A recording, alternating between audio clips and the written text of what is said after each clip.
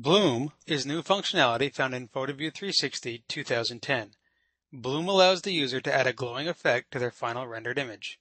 We'll use this light bulb model to show the effects of Bloom and how its controls work. Before we get started, let's take an inventory of the appearances of our model. The filament is a white area light material. The thin strips holding the filament are a satin copper. The base of the bulb is a satin steel. Below that we have a medium gloss black plastic. At the very bottom we have satin gold, and all remaining portions of the bulb are clear glass.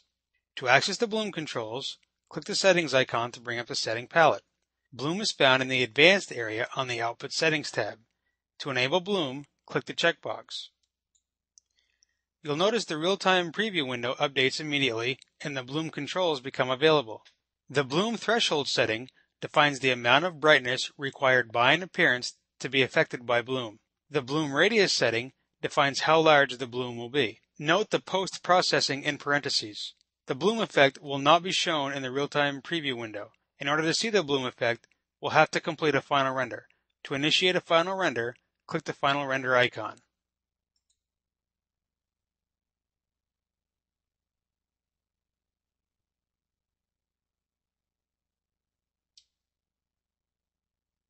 In our final rendered image, we can see the effects of Bloom.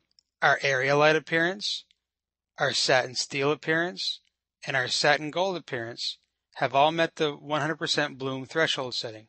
They have all had a 2% Bloom glow added. Let's adjust our Bloom settings and see the effects. We'll adjust the threshold setting to 50% and leave the Bloom radius setting at 2%. Again, we'll need to initiate a final render to see the effects.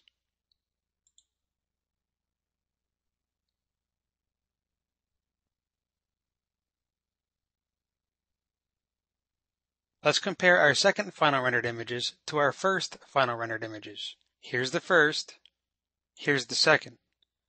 Notice the areas affected by Bloom has grown because the threshold setting was reduced to 50%. We're even seeing some effects on the reflections in the glass.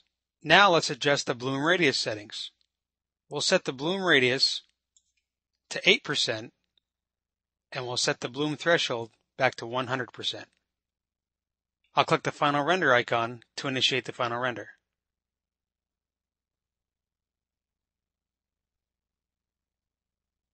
In our third final rendered image, notice our glowing Bloom effect is larger because we increased the Bloom radius to 8%. Let's compare our first, second, and third final rendered images. Here's the first, here's the second, here's the third.